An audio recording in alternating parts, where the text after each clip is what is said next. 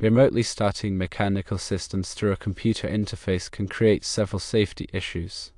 One major concern is the possibility of unexpected startup. Systems might be activated without anyone being present, leading to potential accidents or damage to equipment. Another issue is the lack of awareness. Personnel might be performing maintenance or inspections without the system operators knowing, which could lead to accidents.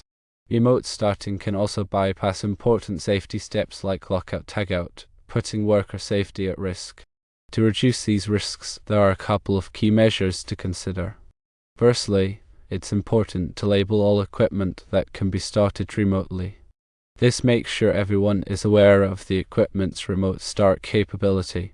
Secondly, you need to make sure operators notify people in the area before starting systems remotely. This gives them a chance to take necessary safety measures. Labeling and notification have several advantages. For one, they improve safety by making people more aware of possible hazards and reducing the chance of accidents. They also help with compliance, ensuring adherence to OSHA and industry safety rules. Effective and timely communication is improved, minimizing misunderstandings among workers. College administrators might resist these changes due to concerns about inconvenience or cost. However, it is vital to stress the importance of safety. Highlight the possibility of serious accidents and the legal consequences of not following safety rules, making safety a priority. Here are a few suggestions for addressing this issue. 1. Collect data. Gather evidence of near misses or accidents involving remote starting to back up your safety arguments. 2. Seek support. Connect with other departments or unions who share your safety concerns and might be willing to support these measures. 3. Propose a gradual implementation. Think about implementing labeling and notification requirements in stages to minimize disruption and allow for staff training.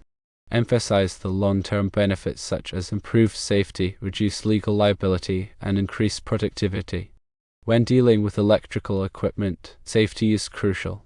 The National Electrical Code, or NEC, offers specific guidelines for electrical installations. One important aspect is the proper sizing of conductors, which is covered in NEC Table 310.15. This table helps determine the appropriate wire size based on the ampacity or current carrying capacity required for the load.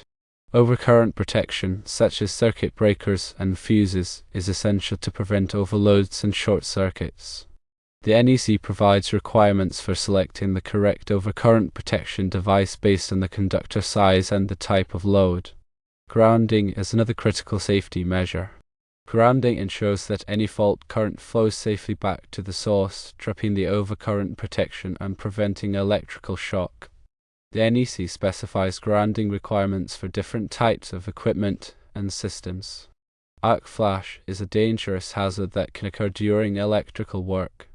It is essential to wear appropriate personal protective equipment, or PPE, such as arc-rated clothing and face shields to protect against arc flash hazards.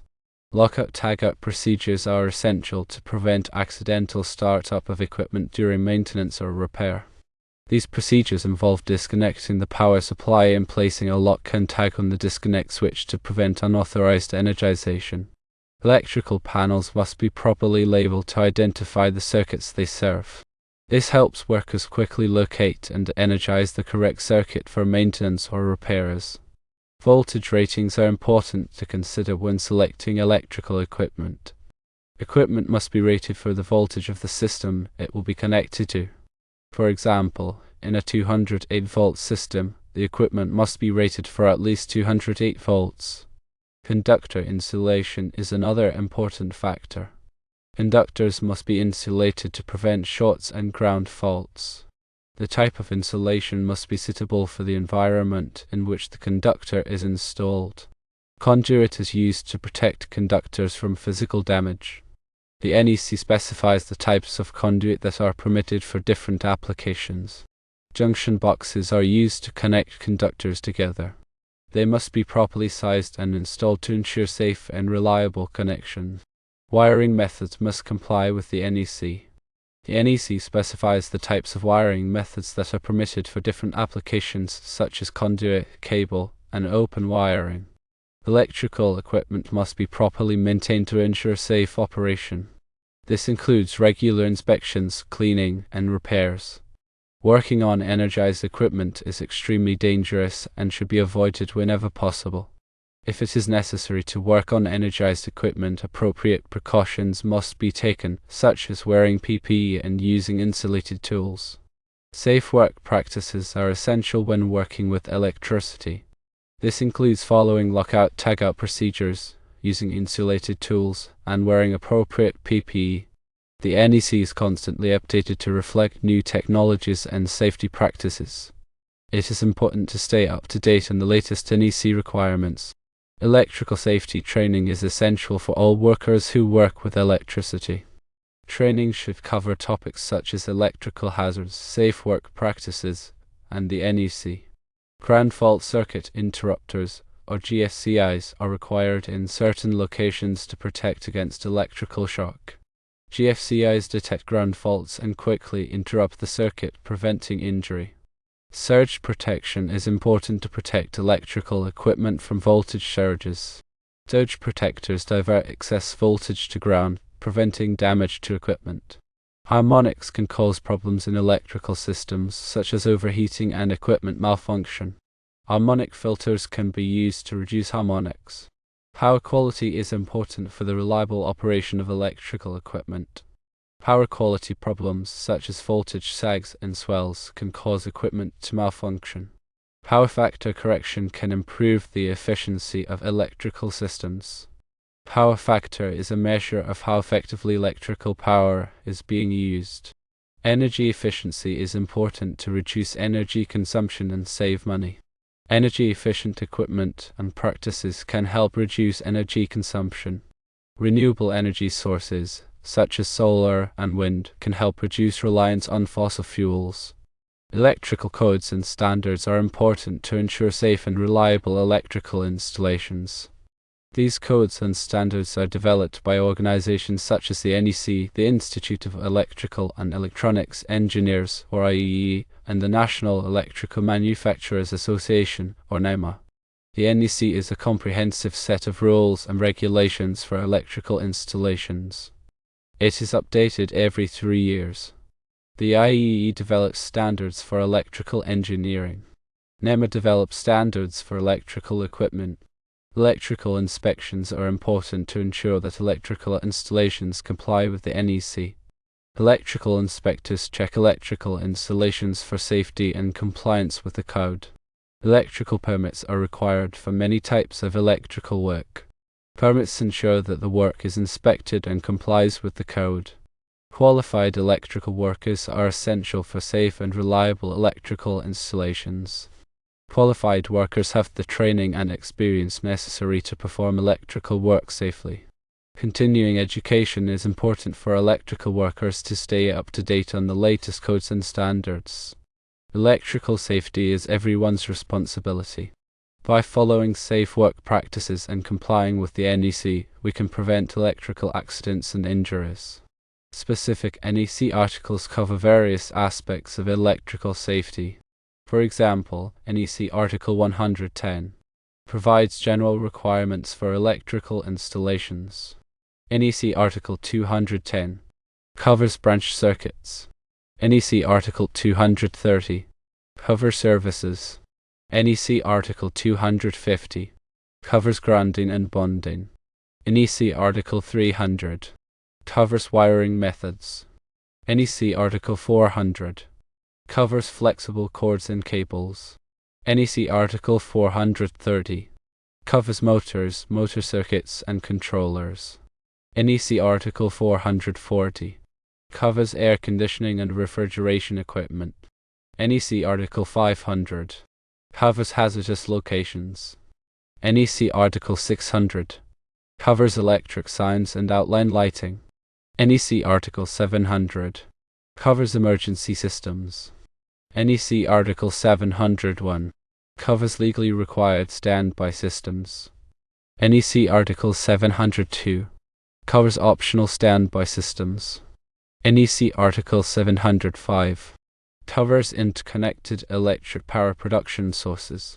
NEC Article 725 covers Class 1, Class 2, and Class 3 remote control, signaling, and power limited circuits.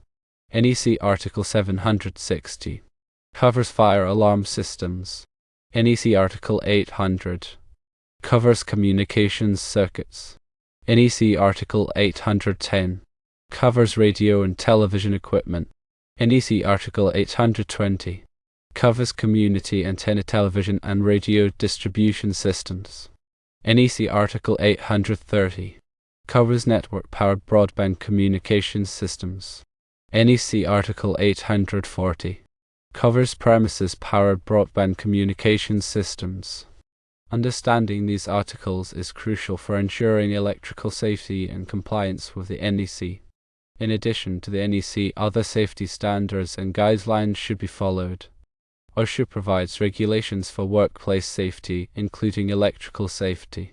The National Fire Protection Association, or NFPA, developed standards for fire safety, including electrical safety. The American National Standards Institute, or ANSI, develops standards for various industries, including electrical safety. Following these standards and guidelines can help prevent electrical accidents and injuries. When working with specific equipment, it is important to consult the manufacturer's instructions and safety guidelines. The manufacturer's instructions provide information on the proper installation, operation, and maintenance of the equipment. The safety guidelines provide information on potential hazards and how to avoid them. By following the manufacturer's instructions and safety guidelines, you can ensure safe and reliable operation of the equipment. It is important to remember that electricity can be dangerous. Always take precautions to protect yourself and others from electrical hazards. If you are not qualified to perform electrical work, hire a qualified electrician. By following safe work practices and complying with the NEC, you can prevent electrical accidents and injuries. When addressing the college's opposition to labeling and notification requirements, it is important to present a well-reasoned argument that emphasizes the benefits of these measures. First, focus on the ethical responsibility to protect the safety of students, faculty, and staff. Highlight the potential for serious injuries or fatalities if remote starting systems are not properly controlled. Second, emphasize the legal and financial implications of non-compliance with safety regulations. OSHA can issue significant fines for safety violations, and the college could be held liable for damages in the event of an accident. Third, present a cost-benefit analysis that demonstrates the long-term savings associated with improved safety. Preventing accidents can reduce workers' compensation claims, insurance premiums, and legal expenses. Fourth, propose a pilot program to demonstrate the effectiveness of labeling and notification requirements. This can help to alleviate concerns about disruption and cost. Fifth, involve stakeholders from across the college community in the discussion. This can help to build consensus and support for these measures. For example, you could engage with representatives from the Facilities Department, the Safety Committee, the Faculty Senate, and the Student Government Association. Sixth, provide training and education to all personnel who may be affected by remote starting systems. This can help to ensure that everyone understands the hazards involved and the procedures for safe operation. Seventh, conduct regular audits to ensure that labeling and notification requirements are being followed. This can help to identify and correct any deficiencies in the system. Eighth, continuously improve the safety program based on feedback from employees and lessons learned from incidents or near misses. This can help to create a culture of safety within the college community. Ninth, document all safety procedures and training materials. This can help to demonstrate due diligence in the event of an accident. 10th, seek external expertise from safety consultants or industry experts.